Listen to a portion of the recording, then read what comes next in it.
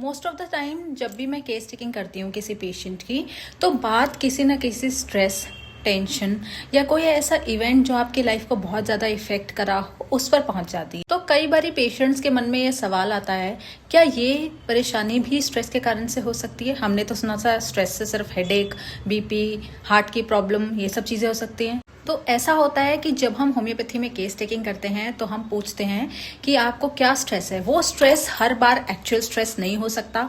कभी कभी सिर्फ इतना होता है कि आपको किसी की बोली हुई बात बुरी लग गई है, आप ऑफेंड हो गए हैं, आपको किसी ने इंसल्ट कर दिया है, या आपको किसी की बोली हुई बात चुभ गई है, आप हर्ट हो गए हैं। ये सब चीज़ें लाइफ में जो इवेंट्स होते हैं, जो आपकी साइकी यानी कि मेंटल स्टेट पर इफेक्ट करते हैं, वो आपकी बॉडी पर भी इफेक्ट ज़रूर करते हैं। मैं इस तरह से इसकी कुछ एक्सप्लेनेशन देना चाहती हूँ कि जब भी पेशेंट या जब भी कोई इंसान का मेंटल स्टेट पर इफेक्ट आता है, जैसे कि मान लीजिए कोई पेशेंट है, उनको गुस्सा बहुत आया लेकिन वो अपने गुस्से को निकाल नहीं पाए। अब निकाल नहीं पाए तो उसके कारण से वो गुस्सा अंदर ही दबा रह गया। अगर वो गुस्सा उनके ब्लड रिलेशन की से आया है तो ब्लीडिंग पाइल्स की दिक्कत हो सकती है, या फिर ब्लीडिंग फ्रॉम नोज हो सकता है, या फिर ब्लीडिंग फ्रॉम एनीवेयर हो सकता है।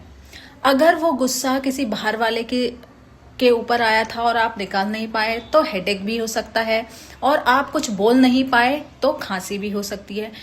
तो जब हम स्ट्रेस लेते हैं या कोई भी इवेंट हमारी साइकी यानी कि हमारे मेंटल स्टेट को इफेक्ट करती है, तो कुछ न्यूरोट्रांसमीटर्स और कुछ केमिकल्स बॉडी में रिलीज होते हैं, जिसके कारण से हमारी बॉडी पर इफेक्ट आता है।